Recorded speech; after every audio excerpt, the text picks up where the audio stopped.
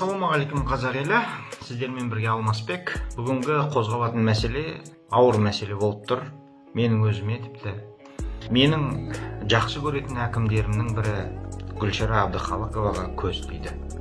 Президенттің өкіметтің кеңейтілген отырысында айтқан тапсырмасын, шаруаларды жем-шөппен қамтамасыз етіңіздер деген тапсырмасын орындаған екі аққан әкім болған.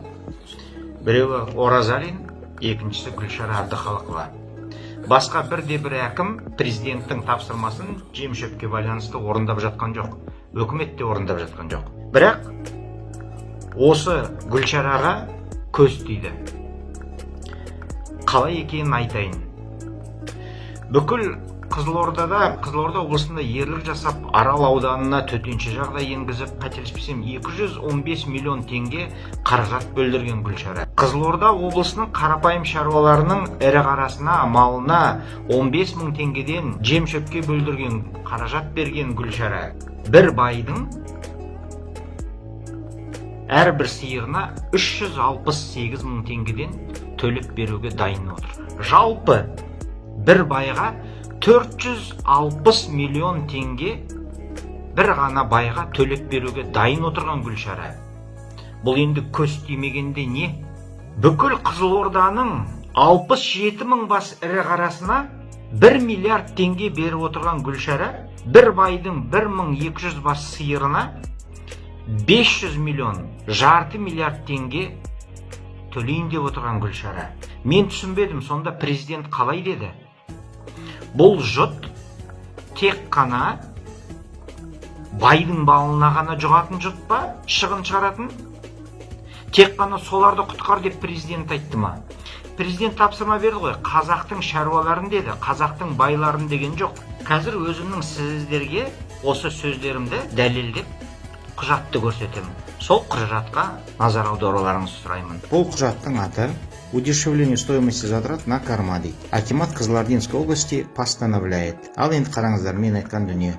Маточное поголовье, ПРС молочно-мясного направления дейді. Бір басқа төленеді 386 233. Жаңағы байдың 1200 бас сиыры бар екен. Соған 386 233 теңгеден төлегенде 463 миллион 480 мың теңге. Соншама қаражат шығады екен. Ал енді бүкіл Хамма Қызылорданың барлық сиырына 15 мың теңгеден ғана төлейді екен. Ірі қараға төленеді 1 миллиард, 1200 бас байдың сиырына төленеді почти жарты миллиард.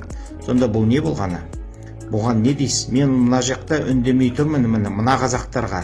Мынау сиыры, жылқысы, түйесі бар. Қараңыздар, мына жерде 250 мың. Мынау менен 300 мың басқа төленетіні, сонда жалпы 1,5 миллиардтың төңірегінде, ал бір қазаққа төленетін міне мынау жарты миллиард.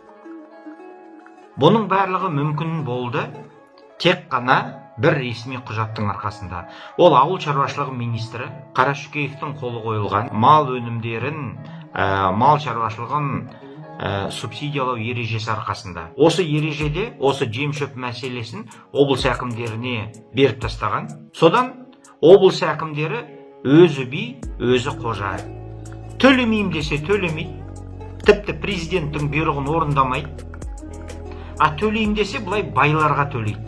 Ең қорқыныштысы осы дүниеде, жарайды, бұл ережені қазір ел боламыз, жұрт боламыз, улаймыз, шулаймыз. Мен сенен президент те осыған назар аударып, өкімет басы да осыған назар аударып тоқтатады.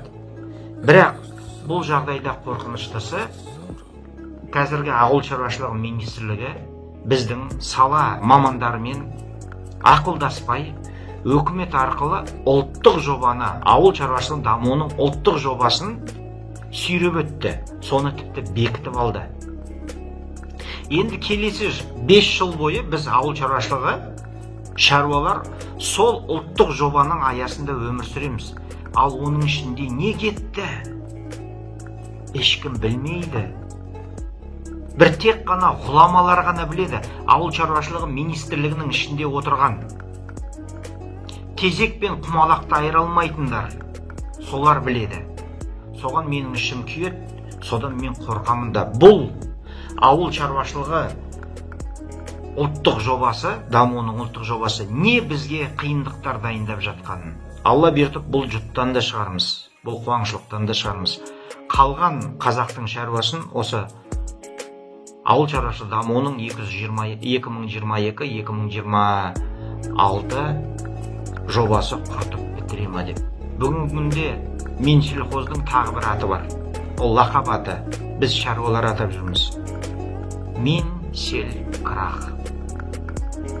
Шынымен де крах болайын деді ме бұл ауыл шаруашылығы? Соған қорқамыз.